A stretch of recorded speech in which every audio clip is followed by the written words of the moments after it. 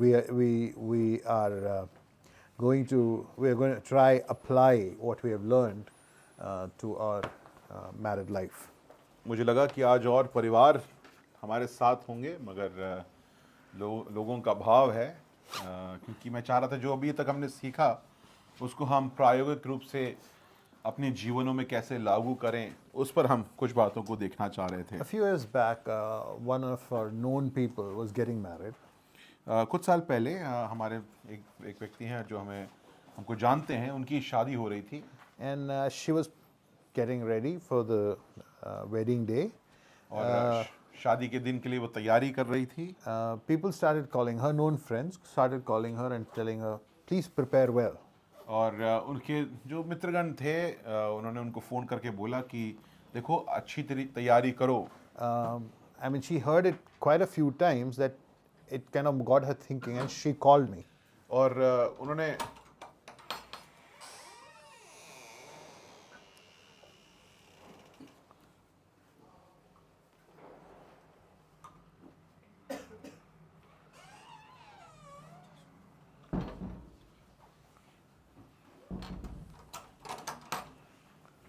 So she called me quite perplexed. जब उन्होंने ये सुना तो थोड़ा सोच में पड़ी और उन्होंने मुझे कॉल किया। She said, Ashish, is it normal? It sounds like I am getting ready for a battle.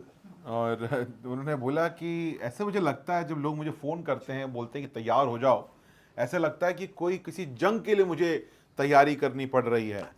Most occasions, married life is always seen as a battleground. आप देख लीजिए यहाँ के जिस प्रकार चुटकुले लिखे जाते हैं, मजाक उड़ाया जाता है, शादी को एक जंग के रूप में लोग पेश करते हैं कि अब यहाँ से तो लड़ाई शुरू हुई कि लड़ाई शुरू होगी। And married people don't do any good to alter that view also, because they make it look like a और battle. शादीशुदा है वो जब ये सुनते हैं तो उस पर हंसते भी हैं। ऐसा कोई नहीं आज मैंने अभी तक सुना या किसी ने ऐसा नहीं बोला कि अरे ये तो गलत बात आप बोल रहे हो। The problem is, in this individualized society that we live in, we see marriage as a very confining aspect to our life. We see that we're going to be bound, we're going to be put in shackles, and that freedom that with which we operated is not going to be anymore there. और एक ऐसी सभ्यता में, समाज में हम रहते हैं जहाँ पर हम व्यक्तिगत हो चुके हैं, हम अपने बारे में सोचते हैं, तो हमको शादी इस प्रकार पेश की गई है या हम शादी के बारे में ऐसा सोचते हैं कि शादी करते ही हमारे हाथों पर हथकड़ियाँ लग जाएंगी, हमारी आज़ादी छिन जाएगी, जो हमारी सोच पर लोग प्रभावित हो जाए या उस पर हावी हो जाएंगे, हमें जो करना है हम वो नहीं कर पाएंगे। And most occasions we enter marriage thinking that will the other person, the spouse, will that spouse be able to love me the way I should be, and will that he or she would meet my needs. So expectations are always on your side as you enter married life. और ऐसे बोला भी जाता है और हमारे दिमाग में ऐसे सोचने लगते हैं कि यार शादी के बाद क्या जिससे मेरी शादी होने वाली है वो मेरा ध्यान क्या वो रख पाएगी, जिस प्रकार मैं चाहता हूँ कि वो मुझसे प्रेम करे क्या वैसे मुझे प्यार कर पाएगी।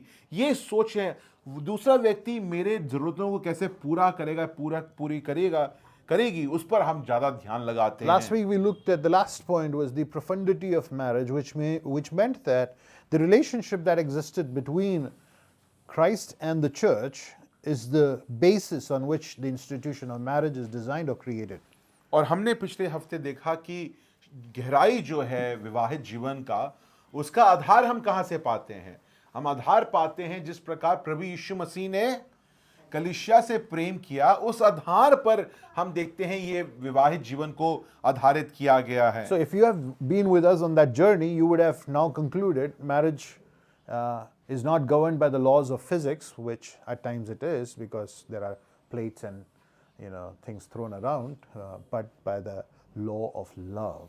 और हम जैसे मैंने बोला कि प्रेम जो है शादी को बांधता है या उसका आधार बनता है, और इसको हमको समझना हमारे लिए बहुत ज़्यादा ज़रूरी है। If love is the law which governs marriage, then marriage is to be not a life of emptiness, drudgery, or shackled or one without laughter and one without emotion. If law governs marriage, it has to be of fullness and of beauty. तो अगर प्रेम विवाहित जीवन का आधार है और उसका नियम है, तो प्रिय अजीजों, विवाहित जीवन हमको ऐसा जीवन हमें दिखना चाहिए जो आनंद से परिपूर्ण है, जहां पर हंसी मजाक चल रहा हो, जहां पर ऐसा नहीं है कि आप उसको बड़ा कठिन परिश्रम मानते हैं, आपकी जीवन की जो आज़ादी है ऐसी छिन गई हो, ऐसा जीवन नहीं, परंतु एक परिपूर्ण जीवन, एक ऐसा जीवन जो पूर्ण है, उसको आप विवाहित जीवन में महसूस करेंगे, अनुभव करेंगे.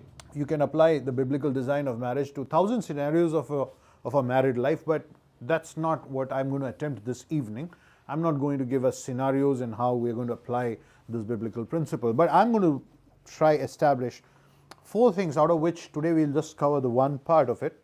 4 things, 4 pillars is what I would call it as: finding beauty in marriage, finding love, finding hope, and finding commitment. और हम 4 चीज़ों को हम देखना चाहते हैं. वो पहला कि आप सुंदरता को कैसे खोजते हैं विवाहित जीवन में, हम शायद आज उतना ही कर पाएं. उसके आगे हम आशा को कैसे ढूंढते हैं, हम finding beauty, finding love, finding hope, and commitment. हम प्यार को कैसे ढूंढते हैं. Is it not working? I don't know. I think yeah. Okay. और प्यार को कैसे ढूंढते हैं, सुंदरता को कैसे ढूंढते हैं, प्यार को कैसे ढूंढते हैं, आशा को कैसे ढूंढते हैं, और आखिर में Commitment. और आप समर्पण को कैसे ढूंढते हैं. Let's look at finding commitment. Let's look at the first one, and that's the major crux of our talk today: finding beauty in our marriage. हम पहली चीज जो आज हम देखेंगे कि हम अपनी विवाहित जीवन में सुंदरता को पाते हैं. खूबसूरती कैसे पाते हैं. हाँ, हम खूबसूरती को कहाँ कैसे पाते हैं. Everyone wants a beautiful partner, right? हम सब चाहते हैं कि हमारा जिससे हमारी विवाह हो वो सुंदर हो. Looks do matter in our day and age. कौन कैसे दिखता है, उसकी शक्ल कैसी है, वो आज के जीवन में बहुत जरूरी है. Everyone has this concept of a beautiful partner in their heart. शादी करने से पहले हम सवारे दिमाग में एक होता है कि हमारी जिससे मेरी विवाह होना चाहिए वो कुछ इस प्रकार दिखना चाहिए, दिखनी चाहिए. And sometimes these expectations are quite obnoxious, like the matrimonial ads which say fair in complexion and this kind of whatever. I don't want to get in those details, but those are things that we kind of expect or kind of imagine about a beautiful partner. और ये जब सोच हम इतना उस पर ध्यान देने लगते हैं, तो आजकल आप देखेंगे जब विज्ञापन निकलता है प्रपोजल का या शादी का, जब आप देखते हैं शादी.com में इतना कद, ऐसा दिखने वाला, इन सारी चीज़ों को हम लोग विवरणित करते हैं, क्योंकि हमारे दिमाग में एक ऐसी सोच है कि इस प्रकार हमारा व्यक्ति, हमारे जिससे मेरी शादी होना चाहिए, वैसे दिखना चाहिए. Okay, well, we're talking about finding beauty in marriage, but let me say this, that beauty is a component of worship. हम लोग बात इस पे करने वाले हैं कि हम विवाहित जीवन में खूबसूरती को कैसे पाते हैं. खूबसूरती जो है वो आप उसको आराधना में देखते हैं. When you find something beautiful, you worship it, आप कोई or you चीज adore it, or you admire it. आप कोई चीज सुंदर देखते हैं, किसी सुंदर चीज को आप देखते हैं तो आप उसको निहारने लगते हैं, उसकी आप आराधना करने लगते हैं, उसको अच्छा मानने लगते हैं. And when we find that what we worship doesn't measure up to our expectation, that's when conflicts start.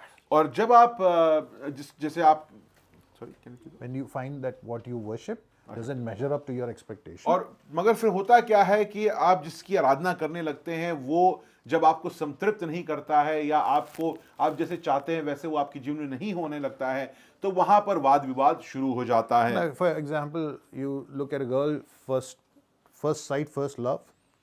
आप किसी लड़की से आप उसको देखते हैं, जैसे कहा जाता है कि पहली बार में आपको प्यार हो जाता है. And you are enamored. आप बिल्कुल उसके बारे में ही सोचने लगते हैं. And for her you can go todify the chand and come back.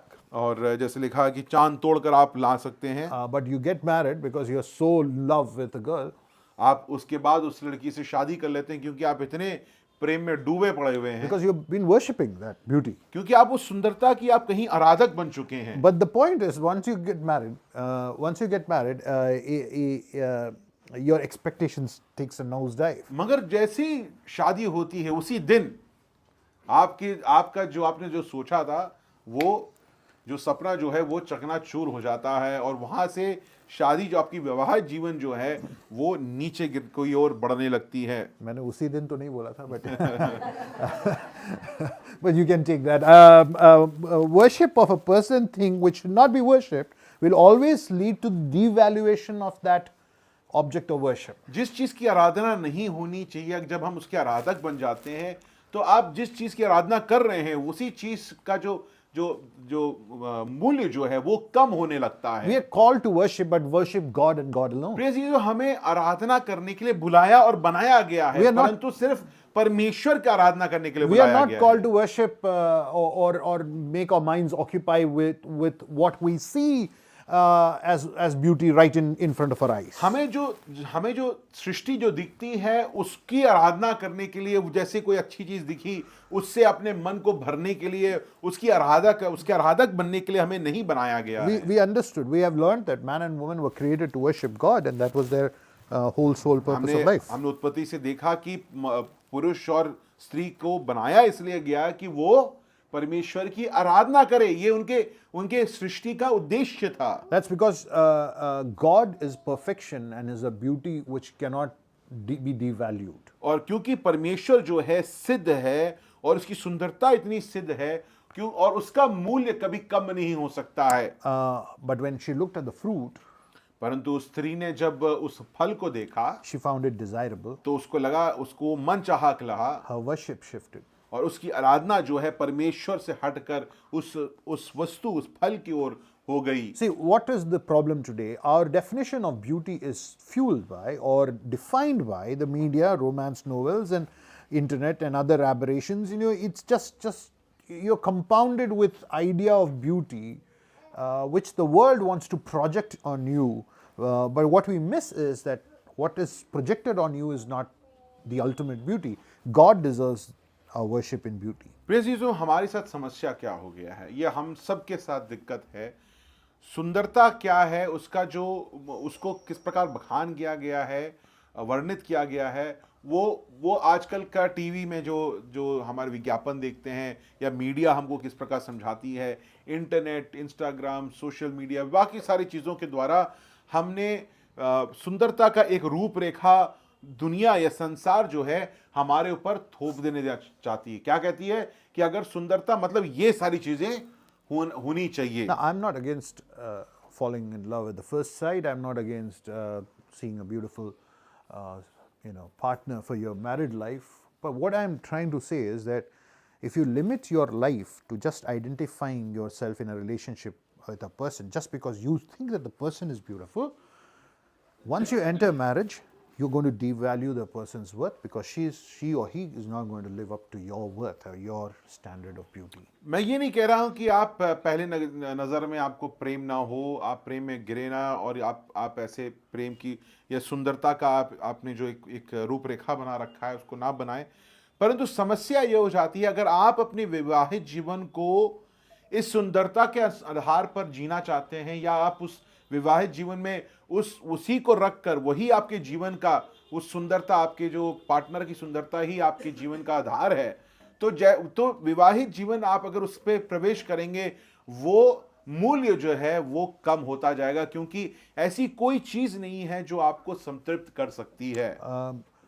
Therefore, what I would suggest is expand the understanding of what beauty is finally. तो इसलिए बहुत जरूरी है कि हम सुंदरता क्या है उसको हम बेहतर तरीके से समझें, जो हमारी जो परिभाषा जो है उसको बढ़ाने की बहुत आवश्यकता है। Because we have to understand that we are people who kind of value something, we get into it, and then, depreciation is a reality of our lives. We are all failing away. It is a reality. प्रिय जीसो, हम लोग हमारे हम जीवन इस प्रकार ही जीते हैं। जीवन की सच्चाई ये है, हर चीज की जो मूल्य जो है वो कम होती जाती है। हमारा जीवन भी अगर देख लें, हमारा शरीर भी इस प्रकार है कि हम जैसे थे वैसे अब नहीं है। हर रोज बरोज हम कमजोर होते जाते हैं। Why is that so? Why is it in a diminishing returns? Because beauty is measured in stimulus response.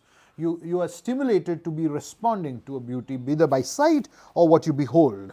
और आपको ये इसलिए ऐसा क्योंकि आप जिस चीज को देखते हैं, जिसके आराधक बनते हैं, उस चीज के लिए आप खींचे चले जाते हैं. That is why the famous phrase is, beauty lies in the eyes of the beholder. I mean, everybody knows that, man, that's awesome. You see, what are we trying to say? We are trying to say that we see and therefore we behold. और कहने का ये तात्पर्य है कि हम, जैसे कहा गया है कि सुंदरता जिस आंखों के दृश्य पे जो आप देखते हैं, जो व्यक्ति देखता है उसके हिसाब से सुंदरता होती है. या दूसरा तरीका कहने का ये है, हम अपने तरीके से सुंदरता को वर्णित करते हैं. So we either accept or reject a proposal based on how our eyes have beholded and our stimulus response has been. इसलिए जब कोई शायद हमारे सामने शादी का प्रपोजल आता है, तो हम हमारी जो सोच है वो सुंदरता के आधार पे जो हमने बना रखा है, वो हम उसके हिसाब से वो जो प्रपोजल को देखते हैं, उसका मूल्यांकन करते हैं. अगर वो उस प्रपोजल उसके हिसाब से है तो हम मान लेते हैं, नहीं है तो हम छोड़ देते हैं. In our culture, rest assured, we are from, I was born and brought up North Indian, but we are from Kerala, and it's called the Pen Karnal Chadanga, which is a tradition, a ritual of seeing the girl. In our traditions, it's true of North India too.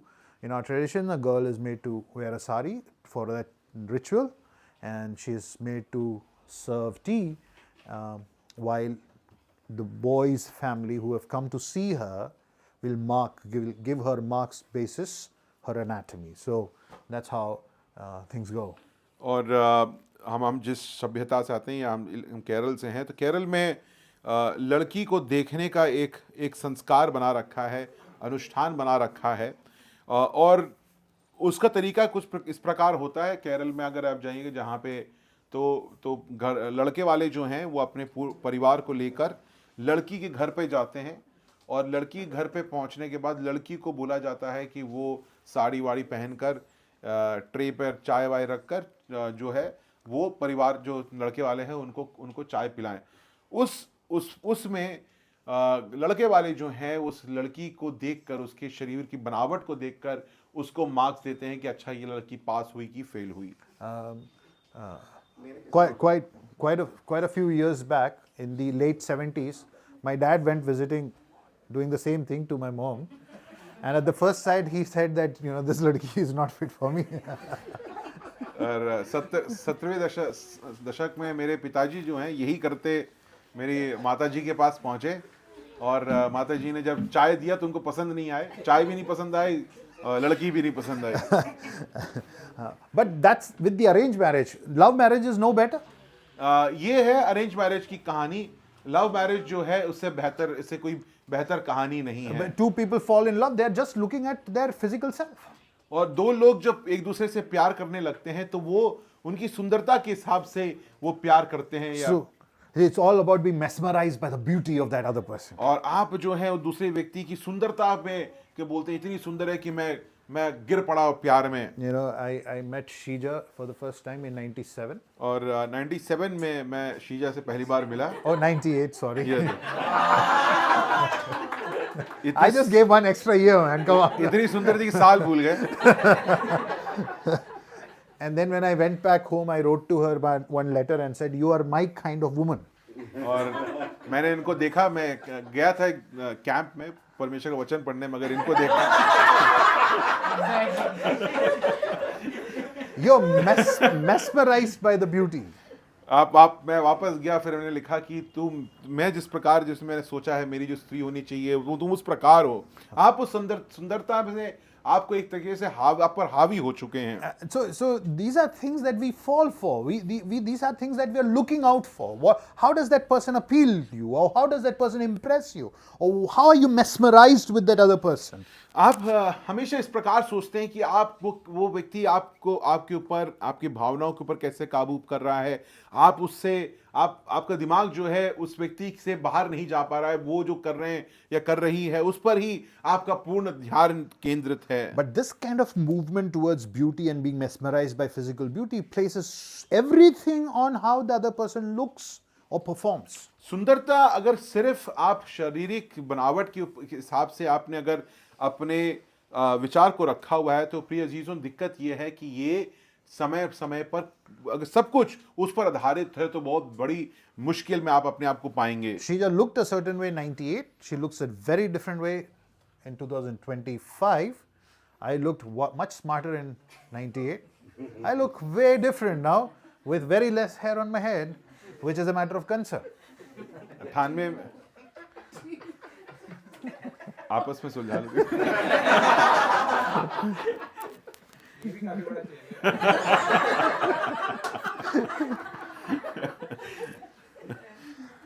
You see, Bible never condemns physical beauty. Bible ये नहीं बोलता या शारीरिक सुंदरता को Bible ऐसा नहीं बोलता कि बेकार है इसको इस पर ध्यान मत दो. If you read Songs of Solomon, हमारे इंडियन कॉन्टेक्स्ट में हमको भी शर्म आ जाएगी. It praises beauty that way. और सॉन्ग्स ऑफ सोलोमन को अगर आप पढ़ेंगे श्रेष्ठ गीतों को तो आप आज शर्म से भर जाएंगे क्योंकि हम जिस सभ्यता से आते हैं जिस पानी बह But जाएंगे. here is the problem. We start admiring and idolizing physical beauty, but not the whole person as such. हम हमारे जो कह सकते हैं कि सभ्यता संसारिक चीजें जो सुनते हैं हम सीखते हैं उस कारण आज हम सिर्फ व्यक्ति कितना सुंदर है दिखने में कैसा है उस पर अपने सारे ध्यान को लगा देते हैं. वो व्यक्ति कौन है कैसा है व्यक्ति रूप क्या है उसके बारे में हम बहुत कम सोचते हैं. When I counsel young people who fall in love, जब मेरे पास जवान लोग आते हैं जो प्यार में गिर चुके हैं this is my word for them. मैं उनके लिए एक ही चीज बोलता हूँ. Look for those things which you want to overlook, because those are going to be the bigger things in life. मैं उनको एक ही चीज बोलता हूँ जो आज चीजें आप जिस पर ध्यान नहीं दे रहे हैं. नहीं, ऐसा होता है ना कि उसमें वो खामी है पर वह क्योंकि मैं इतना प्यार करता हूँ, I will overlook that particular issue. Yeah. Huh? Okay, so you may find that the person whom you are probably getting ready to marry, he is controlling, okay? He doesn't want you to be certain someone. But you are so much fallen for him that you want to overlook that. But after marriage, what you have overlooked is going to become the greatest demon of your life. So that's the point. कुछ बातें जो हैं आप जिसके साथ आप रहना चाहते हैं शादी से पहले कोई बात अगर आप उनके साथ समय बिता रहे हैं तो खटकेगी. मगर जो बातें खटकती हैं उनको अनदेखा कर देते हैं. हम उन पर ज़्यादा ध्यान नहीं देते हैं क्योंकि हम उस व्यक्तिगत सुंदरता या शारीरिक सुंदरता पर इतना ध्यान देते हैं उसके बारे में इतना सोचते हैं कि हम जो चीज़ें हमारे जो उस व्यक्ति के बारे में खटक रही हैं उन पर शायद हम उतना ध्यान नहीं लगाते हैं. मगर दिक्कत यह है कि वही चीज़ें जो आप अनदेखी कर रहे हैं या जो आपके मन में खटक जरूर रही है पर ध्यान नहीं दे रहे हैं वो शादी होने के बाद वही सबसे बड़ी समस्याएं बन जाती हैं. But what we do in doing so is de-link a person from her or his soul and treat them as just bodies.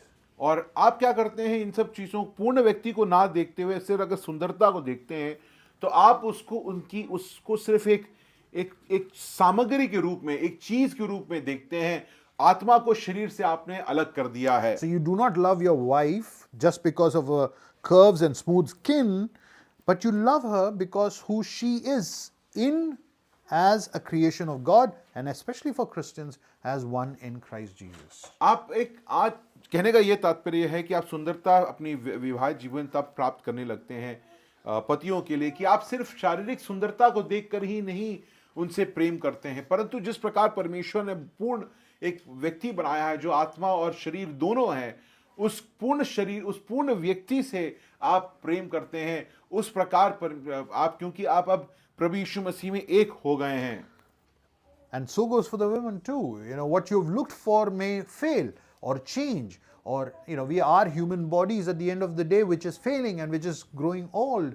So these things are bound to change, but what did you commit yourself in this relation for? That beauty that mesmerized you, or the heart of God in that person? और आप स्त्रियां भी जो हैं जो पुरुषों में कुछ ये इस प्रकार की बनावट होती है या लंबा है कद में बड़ा है उस सारी चीज़ों पर आप ध्यान दें तो हम सब एक समय के साथ विलीन हो रहे हैं, हमारे शरीर कमजोर होते जा रहे हैं, तो वो एक बहुत गलत आधार है।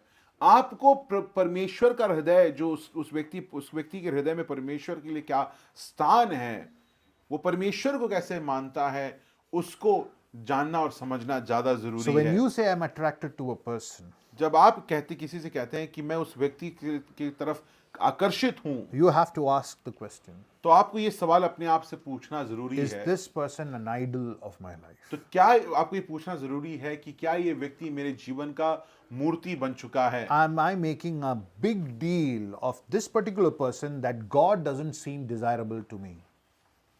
और मैं ये सवाल आपको अपने आप से पूछना चाहिए कि क्या मैं इस व्यक्ति को अपने जीवन में सबसे श्रेष्ठ मानने लगा हूं या मानने लगी हूं? Because the moment you get married, a little time after that, और जब क्योंकि आप शादी करते हैं उसके कुछ समय बाद the charm of the person loses, तो वो व्यक्ति का जो भी चीजें आप पर हावी थे, वो चीजें विलीन होने लगती हैं, and your responses will become monosyllables. और आप जिस प्रकार उस व्यक्ति से बात करते हैं, पहले लंबे लंबे सेंटेंसेस में बात हो रही होती थी, अब सिर्फ शायद आवाजें निकलती हैं। Okay, yes. आप कभी बोलते हैं हाँ, हूँ, Now emojis. और अब तो सिर्फ इमोजीज में काम चल जाता है। And if it is your spouse, you may not send your avatar also.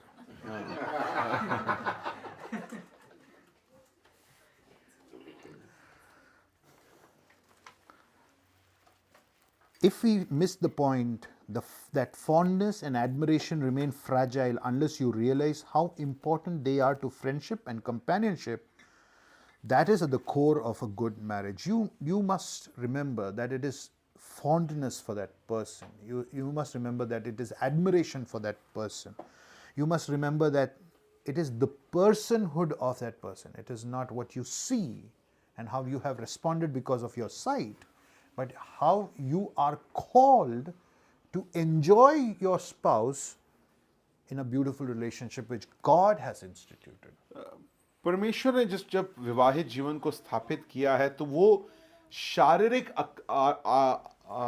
आकर्षण पर नहीं था या उस पर सिर्फ आधारित नहीं था। वो एक व्यक्ति विशेष को आप किस प्रकार उसको समझते हैं, उसके साथ रहने का जो आपको आनंद मिलता है, उस व्यक्ति विशेष से आपके जीवन की जो चेष्टा जो है उस पर आधारित होता है। सिर्फ एक शारीरिक आकर्षण पर हम शादी या विवाहित जीवन को स्थापित नहीं कर सकते हैं। परमेश्वर ने भी इसको वैसे स्थापित नहीं किया है। As I said, Bible does talk about external beauty, physical beauty. It does. इसको कभी ये ऐसे मत समझिए, बाइबल जो है शारीरिक सुंदरता पर बिल्कुल बात करता है। And women need to look beautiful. They need, not that the men need not look handsome and smart, but women must care for themselves. That's given. But what Bible does is, it gives a far more greater emphasis on inner beauty. Bible जो है ये नहीं बोलता है कि मतलब आप अपना ध्यान ना दें, सुंदर ना दिखें। बिल्कुल बाइबल कहता है जो आपको करना जरूरी है, परंतु बाइबल वहां रुकता नहीं है। बाइबल कहाँ जा रहा है वो हमारे लिए समझना जरूरी है। बाइबल जो है हर बार आपके हृदय का जो सुंदरता जो है, आपका हृदय कैसा है, क्या वो सुंदर है, उसके बारे में ज्यादा बात करता है, उस पर ज्यादा अपने ध्यान को लगाता है। That is where Bible has its focus, and that's exactly where you and I must have our focus when we think about getting married, or those who are married and probably have not got that focus yet right. This is the time. प्रिय अजीजों, Bible जब सिर्फ हृदय की सुंदरता पर ध्यान देता है या उस पर ज्यादा ध्यान देता है, या एक तरीके से कह ले पूर्ण ध्यान जो है वो हृदय की सुंदरता पे है, तो हमें क्या करना चाहिए? क्या हम शारीरिक सुंदरता पर ध्यान लगाकर वहीं पर अपनी विवाहित जीवन को छोड़ दें? नहीं, हमें जो शादी कर चुके हैं, आप उस व्यक्ति विशेष को आनंद, उसको समझने में, उसके हृदय को समझने, उसकी सुंदरता को देखने में, हृदय की सुंदरता को देखने में समय लगाएं। जो शादी करने वाले हैं वो भी शारीरिक सुंदरता पर ध्यान इतना ना देकर, क्या वो व्यक्ति विशेष अपने में सुंदर है, उसकी सोच सुंदर है, उसका मन कहां लगा हुआ है, इस पर ज्यादा ध्यान दें। Inner beauty resides in the character of a person, and imagine this person being in Christ Jesus, how beautiful that person is going to be. And will ever he or she lose her charm? आंतरिक सुंदरता जो है, अंदरूनी सुंदरता या सुंदरता जो है, वो मनुष्य के या व्यक्ति के चरित्र पर निर्भर करता है, या उस पर दर्शाता है, या उस पर बाहर आता है। और अगर वो व्यक्ति प्रभु यीशु मसीह में है, तो जरा सोचिए उसका मन कितना सुंदर होना चाहिए। Now, there's interesting aspect to this inner beauty. True inner beauty is always, by nature, is threatening. और I'll explain that. आंतरिक सुंदरता जो है अपने आप में वो धमका सकती है। As someone said, beauty highlights what is ugly in me.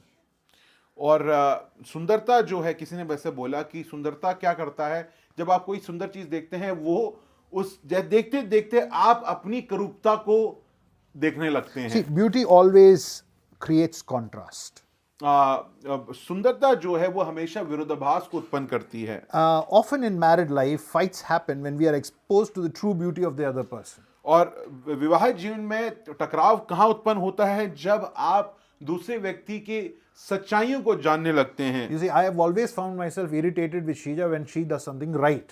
और मैं कब शीजा से ज्यादा गुस्सा होता हूं, जब मुझे पता है कि वो जो कर रही है वो सही कर रही है। She likes things in order. She likes rhythms. She likes discipline. She loves her Bible study time, reading books. And I find myself lacking in all of this, and I get irritated at her. और वो सुबह उठना, Bible पढ़ना, एक सबका एक चरण है, दिनचर्या जो है एकदम एक चीज है, वो सब देखने पर मैं इन सब चीजों पे कभी कभी हार जाता हूं, तो उसको देखकर मुझे गुस्सा आने लगता है। That's her beautiful character or her personhood. और ये उसकी सुंदर चरित्र है। And what does it do? It contrasts me, it contradicts me. और जब मैं उसको देखता हूं, तो वो एक विरोध को मैं वहां पे देखता हूं, विरोधाभास को एक उत्पन्न हो जाती है मेरे जीवन में, और वो मेरे अंदर की जो करूपता है वो बाहर आने लगती है। So, for example, if something is broken at home, जैसे कि अगर घर पे कुछ चीज टूट गया हो, now the part of her inner beauty is tells me to restore or get it fixed.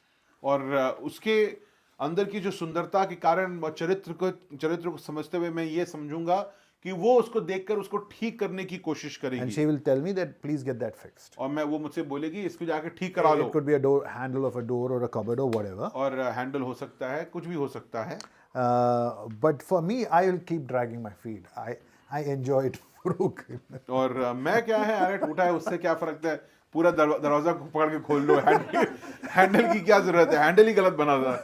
तो we better at innovation, and it's just called laziness, nothing else. हाँ, हम लोग इलाहाबाद से हैं, तो हर चीज में जुगाड़ ढूंढने की हमें आदत है, तो हमको लगता है कि ये सब So it never gets fixed, and what her beauty highlights my inability, and what do I do with it then? अब यहाँ पर क्या है, एक आंतरिक सुंदरता है, चरित्र है जो ठीक कर रहा है, मगर वो ठीक को देखते हुए भी मैं क्या कर रहा हूं, मुझे वो मेरे जीवन की जो कमियां हैं वो बिल्कुल मेरे सामने दिख रही है, और उसको देखकर मुझे क्या क्या करना चाहिए। I will resist. तो I मैं क्या will करूंगा? resist to the level to prove myself. I will give some kind of excuse which I will try to assert. You know what I'm trying to get at is, once one's married, our characters is where our focus is. It's not extra. External is there. I'm not saying we shouldn't care for ourselves and not hit gym and not exercise. That's not what I'm trying to say. But what I'm trying to say is that our focus needs to be at each other's inner beauty, and that's where we learn from each other and grow with each other. कहने का ये तात्पर्य है कि हम लोग जो है, हमें आंतरिक सुंदरता या चरित्र पर ध्यान देना, पूर्ण व्यक्ति विशेष पर ध्यान देना हमारे लिए बहुत ज़रूरी है। ऐसा नहीं कि हम अपने बारे में ध्यान ना रखें, जो जैसे हमें दिखना चाहिए उस वैसे हम ना करें, वो ज़रूरी है, परंतु विवाहित जीवन में एक व्यक्ति विशेष को पूर्ण समझना, उस व्यक्ति के चरित्र को, उसकी आंतरिक सुंदरता को समझना, ये विवाहित जीवन की सफलता के लिए बहुत ज़रूरी है। Now, if you have your spouse who is showcasing that inner beauty, and she's kind of helping you see that, okay, this is how things should be done, or can we run the home like this, Our response is always at ego. See, that's where the problem is. We do not want to see that as beauty, but we will take it as an ego clash. But we want to look at that person physically and say that the person is beautiful. See, that's the dichotomy which drives and fuels conflicts in a marriage. यहाँ पर अगर आप उदाहरण के रूप में देख लीजिए कि हमें पता है कि जो हमें मुझे बोला जा रहा है वो सही है, उसकी उसकी आंतरिक सुंदरता के कारण एक घर कैसे चलना चाहिए, एक दिनचर्या कैसे होना चाहिए, सब पे एक क्रम है, उसके हिसाब से हमें चीज़ें होनी चाहिए और वो वैसे करने से चीज़ें अच्छी होंगी, ये हमें पता है। उसके बाद भी हम क्या करते हैं, तुमने कैसे बोला, तुमने ये बात मेरे सामने कैसे रखी, हमें पता है कि उस दूसरा व्यक्ति सही बोल रहा है, परंतु हम उसको ध्यान ना देकर हम अपनी अहंकार को सामने लाते हैं, उस व्यक्ति को अपनी गलती से दबाना चाहते हैं और ऐसे करते हुए हम लोग विवाहित जीवन में हम लोग टकराव को और बढ़ा देते हैं। सोचिए, आप शारीरिक सुंदरता को जब अगर उसके हिसाब से देखेंगे तो आपको बड़ा सब कुछ अच्छा लगने लगा, मगर जब आंतरिक सुंदरता आपने उस व्यक्ति में देखी वो आपको पसंद नहीं आया, क्योंकि वो आपके चरित्र से मेल नहीं खाता है। You see, this is where I want to urge young boys, young men and women, and those who are married, to look at each other from an inner being and try to admire that person, because that is where beauty is really enjoyed. मैं जो शादी करने वाले हैं, जो यहाँ जवान बैठे हुए हैं, मैं उनसे बोलना चाहता हूँ कि आप आंतरिक सुंदरता पर ध्यान दीजिए, क्योंकि वहीं पर ही सारी कहानी है। वो समझकर अगर आप अपने जीवन को जी पाएंगे, तभी एक ऐसा विवाहित जीवन को जी पाएंगे जो परमेश्वर के आधार पर अनुसार सही हो, जो ठहराया गया है उसको आप निभा पाएंगे। How do we find this beauty in marriage? In Psalm 27, the writer says, I gaze on the beauty of God. आप इस सुंदरता को अपने विवाहित जीवन में कैसे प्राप्त करते हैं, कैसे पाते, खोजते कैसे हैं? Well, he is not talking about a physical beauty of God, right? भजन संहिता उसकी 27वीं अध्याय, He is not talking about the physical beauty of God. यहाँ पे परमेश्वर की शारीरिक सुंदरता के बारे में बात God नहीं is हो not रही है। limited by dimensions. परमेश्वर को आप किसी रूप में नहीं डाल सकते He is a हैं। spirit being. वो आत्मा है। But the writer says, I gaze on the beauty of God. यहाँ पर भजन लिखने वाला दाऊद जो है वो कहता है कि मैं, कौन सा आयत,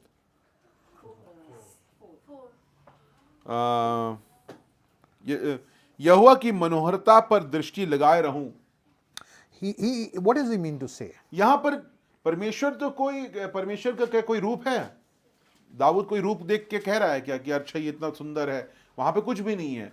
परमेश्वर आत्मा है, फिर भी वो कह रहा है मैं तुम्हारी मनोहरता को निहारता रहूं। He is looking at the being of God. वो परमेश्वर को देख रहा है। He is looking at how God has covenanted with him a relationship. और वो देख रहा है किस प्रकार परमेश्वर ने उसके साथ एक वाचा बांधी है। He is looking at a beauty activated through the love of God, directed towards God. और वो देख रहा है किस प्रकार परमेश्वर के प्रेम द्वारा ये बात घटी है, या ये बात अपने आप में हुई है। It is an experience. You see that? यहाँ पर दाऊद जो है एक अनुभव को देख रहा है, वो अनुभव को समझ रहा है अपने It's not a जीवन में। stimulus response. It's an experience of the person of God. यहाँ पर दाऊद जो है वो अपने जीवन में जैसे उसको लग रहा नहीं वैसे नहीं, वो अपने अनुभव से वो बात को कह रहा है। Nivi and Shifa, please sit down. Shifa, sit down. So find, where was I? Find in each other the beauty in the little things of life that you see. Admire it. When you look at that person's inner beauty, you may feel your lack, but admire it. इसमें मैं चाहता हूं कि जो विवाहित लोग हैं और जो विवाह करने जा रहे हैं, वो अब दूसरे व्यक्ति में उस छोटी बातों को देखें, उसको वो क्या है, वो आंतरिक सुंदरता को आप देखें, और वो आंतरिक सुंदरता देखकर आपको शायद पसंद नहीं आएगा क्योंकि वो आप में नहीं है, मगर आप उसको समझें, उसको ज़्यादा अच्छा मानने लगें। Find each other beautiful in little things of life. छोटे छोटे चीज़ें जो हैं आपके जीवन में, हमारे जीवन में, उसको सुंदर मानना शुरू See करें। care in the effort one does for the house.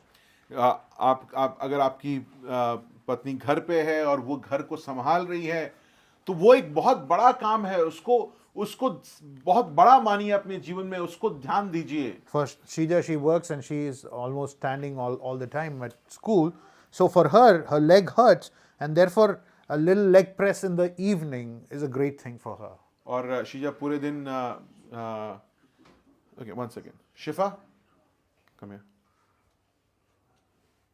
Come out, come out, come out, sit there.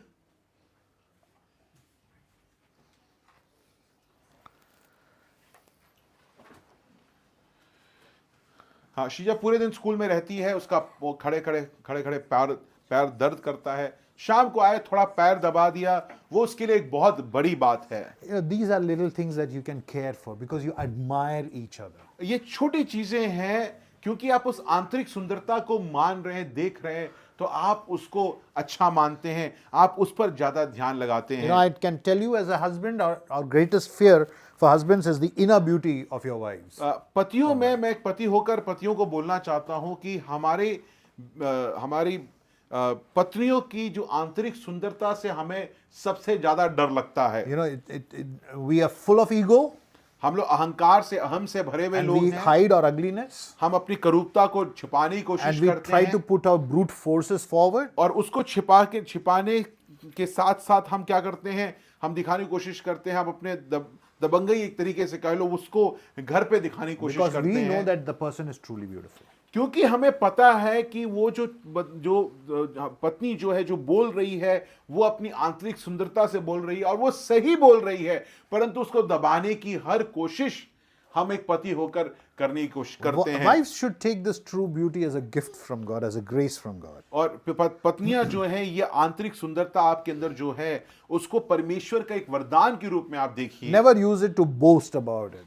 Okay, I am doing this. और आप इसको अपने जीवन में एक, उसको भी अपना एक अहंकार ना मानकर कि अरे देखो मैं कितनी अच्छी चीजें, बड़ी बड़ी चीजें कर रही हूं। You know, my husband is good for nothing. You'll make him look like a fool because I know everything. और आप अगर इस आंतरिक सुंदरता जो आपके अंदर है, उस पर आप घमंड करने लगेंगे, तो आप क्या करेंगे? पत्नियों को बोल रहा हूं, पत्नियां जो हैं, आप अपने पति को दूसरों के सामने और अपने नजर में छोटा दिखाना शुरू कर देंगे। अरे उसको क्या पता, मैं सारा चीजें करती हूं, उसको कुछ नहीं पता है। Be careful with your cribbing and ranting. जो आप थके हारे, जब आप या बिना ऐसे भी अगर आप जो बुड़बुड़ाते हैं, उस पर ध्यान दीजिए। And never compare your husband to your dad. और एक चीज मैं बिल्कुल बोलना चाहता हूं कि अपने पतियों को अपने पिताजी से उसकी तुलना ना करें। Instead, as Peter would say in his writing, यहाँ पर पतरस कहता है, showcase your inner beauty with gentleness and kindness. वो कहता है कि अपनी आंतरिक सुंदरता को कोमलपूर्ण रूप से दिखाओ। That is to say that your beauty needs to be compelling.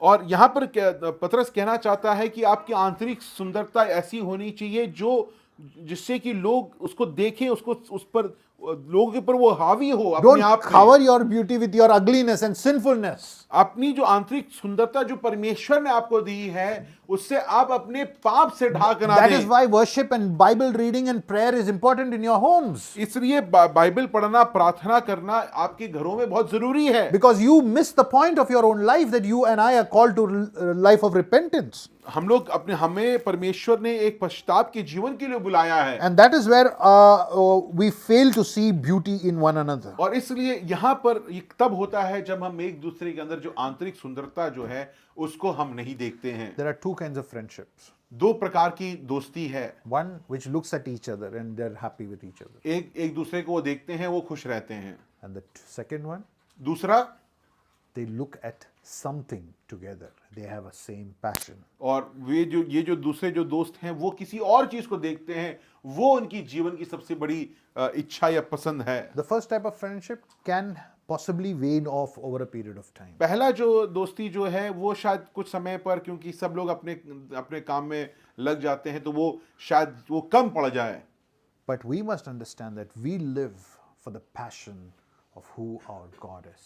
मगर हम जो हैं, अगर हम दंपति होकर रह रहे हैं तो परमेश्वर कौन है उसको अपने जीवन में, उसको देखते हुए अपने जीवन को जी रहे Our हैं। common passion becomes who our God is, the God of the Bible. परमेश्वर जो है, परमेश्वर का पीछा करना एक साथ, वो हमारे जीवन का सबसे बड़ा उद्देश्य बन Bible जाता calls है। us to see God as the ultimate beauty. प्रिय जीजों, परमेश्वर का वचन जो है वो हमें परमेश्वर को सबसे सुंदर चीज अपने जीवन में मानने के लिए So बुलाता if है। you are getting married, अगर आप में से कोई है जो अभी शादी करने की सोच रहा है, and if you are getting married to an unbeliever, और अगर आप में से ऐसा कोई है जो अविश्वासी से शादी करने की सोच रहा है, then there is a problem because you cannot have God as your common passion. तो आप देखिए समस्या क्या है। समस्या ये है कि परमेश्वर आपके दोनों के बीच के जीवन में एकाएक कारण नहीं रहेगा।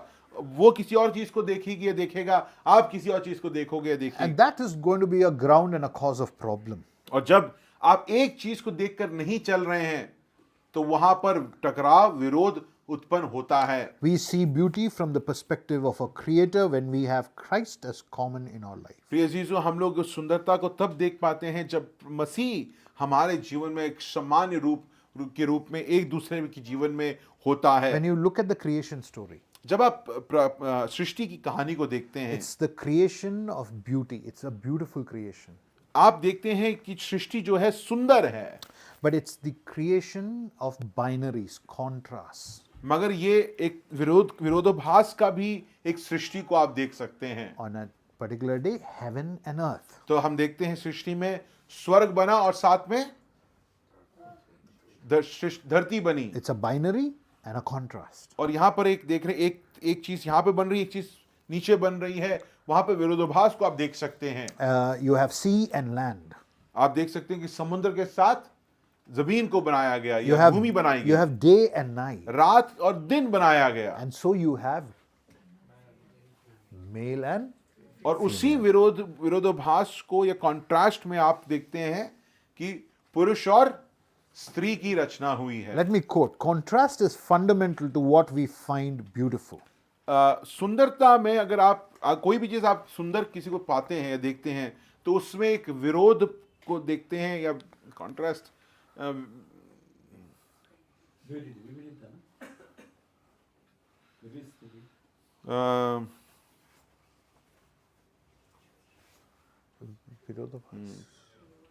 विरोधाभास ठीक लग रहा है, कॉन्ट्रडिक्शन है वो। हाँ, आप एक जैसे देख रहे हैं उसको समझिए कि दिन और रात के रूप में आप देखिए कि आप सुंदरता अगर सिर्फ सब रात रात ही हो तो उसको आप सुंदर नहीं पाएंगे। आप यानी प्रभु ने दो चीजें बनाई, आसमान और जमीन बनाया, सॉरी लाइट और डे बनाया, दिन और रात बनाया, पानी और जमीन बनाया, उसी प्रकार मेल एंड फीमेल बनाया, यानी दो में बनाया। और ये दोनों जो हैं वो अलग हैं, पर इनका जो समापन जो होता है उसको खूबसूरती कहते हैं हम। दैट इज वो, हाँ, आप उसको विपरीत कह सकते हैं। वो भी है कॉन्ट्रास्ट, इंग्लिश में बड़ा कॉम्प्लेक्स वर्ड है उसको आप। मगर मनुष्य और पुरुष और स्त्री को भी वैसे बनाया जैसे दिन और रात को बनाया गया। क्या दिन और रात एक जैसे दिखते हैं? नहीं, वैषम्य। किसी को समझ नहीं आया। let me explain this. Why do we like sunset or sunrises? मैं ये इसको समझाने की कोशिश करता हूँ। हमें सनराइज और सनसेट क्यों पसंद है? सूर्यास्त। हाँ। Why? Because there's a contrast, right? There's a coming together of the day and the night, but at a contrast. आप दिन वहां पे ढल रहा है या रात ढल रही है, आप उस विपरीतता को आप देखते हैं और उसको वो अच्छा लगता है देखने And में। when you look at sunset or a sunrise, you are looking at an irresistible beauty, and you just want to look at it. जब आप सूर्यास्त को देखते हैं तो बहुत ही सुंदर दिखता है, बहुत ही सुंदर एक दृश्य को आप वहां पर देखते हैं। Now that's exactly what you need to see, because we are created as a contrast, as male and female. और उसी तरीके से पुरुष और स्त्री को एक विपरीत रूपक बनाया गया है। And that contrast, when comes together, reflects the very image of God. और जब ये विपरीतता एक साथ आती है, ये उसमें वो परमेश्वर का छविधारक बन जाते Unless हैं। you don't see this beauty from how God sees it, you will struggle with just an emphasis on physical beauty. और अगर परमेश्वर के रूप से, परमेश्वर जिस तरीके से सुंदरता को बखान करता है, परिभाषित करता है, अगर आप वैसे नहीं सोचने लगेंगे तो आपका जीवन, आप अब बड़े मुश्किल में हो जाएंगे। आपको समझ नहीं आएगा कि इसको कैसे समझा जाए। We are called to look at each other with true inner beauty. प्रिय अजीजों, हमें बुलाया गया है कि हम एक दूसरे को की आंतरिक सुंदरता को देखें। And when we are together as husband and wife, looking at who Christ is, that's beautiful. और जब हम पति पत्नी होकर प्रभु यीशु मसीह को अपने जीवन में देखते हैं, तब वो सच में सुंदर है। Therefore, we need not look at merely curves and curls, but look at the cross.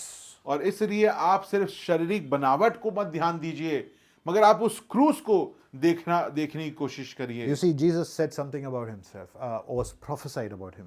प्रभु यीशु मसीह ने अपने बारे में एक कुछ, Isaiah prophesies about him.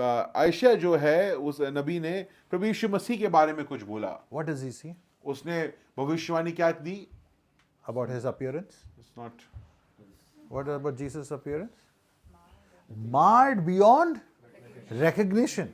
I mean, imagine that. A mangled piece of meat. That's what Jesus became on the cross.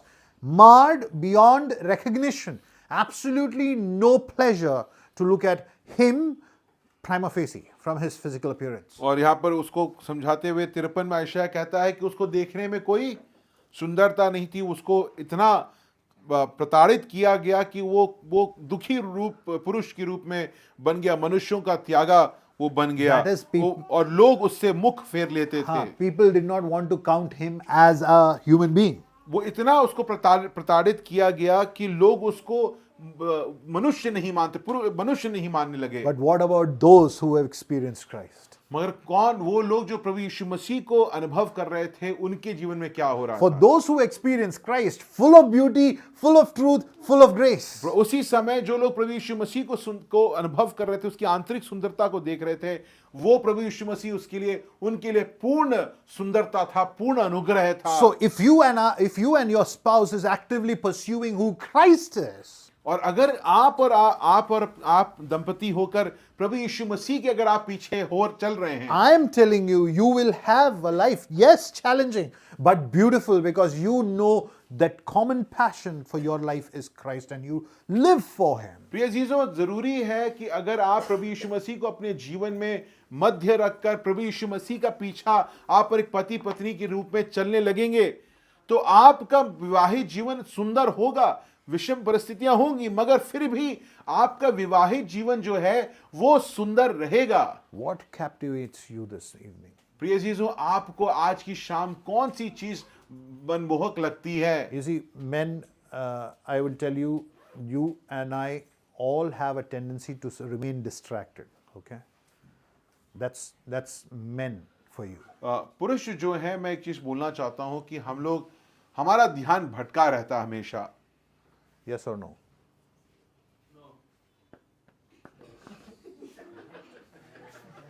Distracted mind.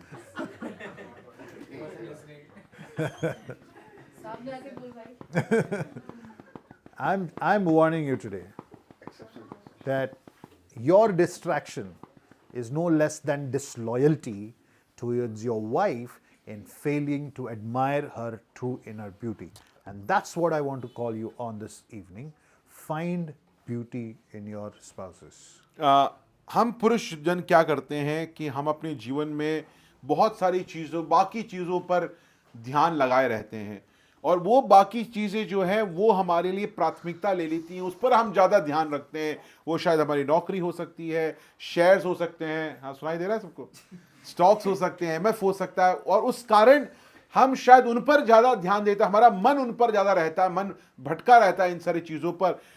इतना ज़्यादा हो जाता है कि हम अपनी पत्नियों की आंतरिक सुंदरता को देखने में हम विफल हो जाते हैं, और वो हमारे जीवन के लिए बहुत बड़ी एक घटी के रूप में आपको और हमको लेना चाहिए। पत्नी सफल होती है, पति में आंतरिक ब्यूटी देखने में सफल हो जाती है, हो जाती है। होती है। अच्छा, आप प्रश्न कर रहे हो। देखिए, अगर मैं ये कहूँगा कि अगर प्रभु हमारे केंद्र में, हमारे जीवन का आधारभूत कहानी नहीं है, अस्तित्व नहीं है, तो फिर हम एक दूसरे में खूबसूरती देख ही नहीं सकते। आप भूल ही जाएंगे। अभी आज मैन को जरा ज्यादा ब्लेम किया गया, थोड़ा मेरे अंदर का मर्द आहत हो गया।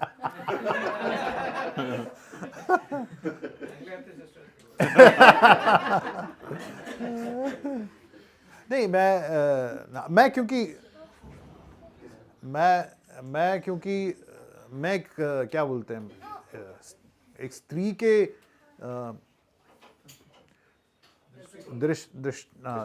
हाँ, एक उसके दृष्टिकोण से, परसेप्शन से बोलना मेरे लिए वाजिब नहीं होगा, क्योंकि वो मैं तो आग्रह करूँगा स्त्रियां जो हैं एकजुट मिलें और ज़रूर डिस्कस करें। पर जैसे मैंने नॉर्मल बातें बताई, कई बार स्त्रियां बहुत चिड़चिड़ी होती हैं और उनमें कई खामियां हैं। ऐसा नहीं है कि वो एकदम परफेक्ट है, ऐसा मैंने कहना नहीं चाहा। कई बार वो अपने पतियों को नीचा देखती हैं, कम समझती है। सवाल ये आई थिंक पूछना जा रहा है कि पुरुषों में क्या आंतरिक सुंदरता नहीं है? अच्छा, पुरुषों में ये बस सवाल हाँ, पूछा डेफिनेटली है, डेफिनेटली, वो तो म्यूचुअल है। ऐसे सुनाई दे रहा था कि वो तो है, Vice versa. नहीं, I mean applies both ways. There is a- हाँ, ठीक है। वो स्पाउस होना चाहिए, मतलब सिर्फ पति के द्वारा पत्नी को नहीं, पत्नी को पति, स्पाउस शब्द है। हाँ, ये बात सही है, उसका ध्यान दें। जितना आपने सुना उसमें अभी Contrast should bring beauty. Yeah. That is the thing. दंपति, एनी क्वेश्चंस? not only पति। सवाल? हाँ, सवाल पूछो। Any question?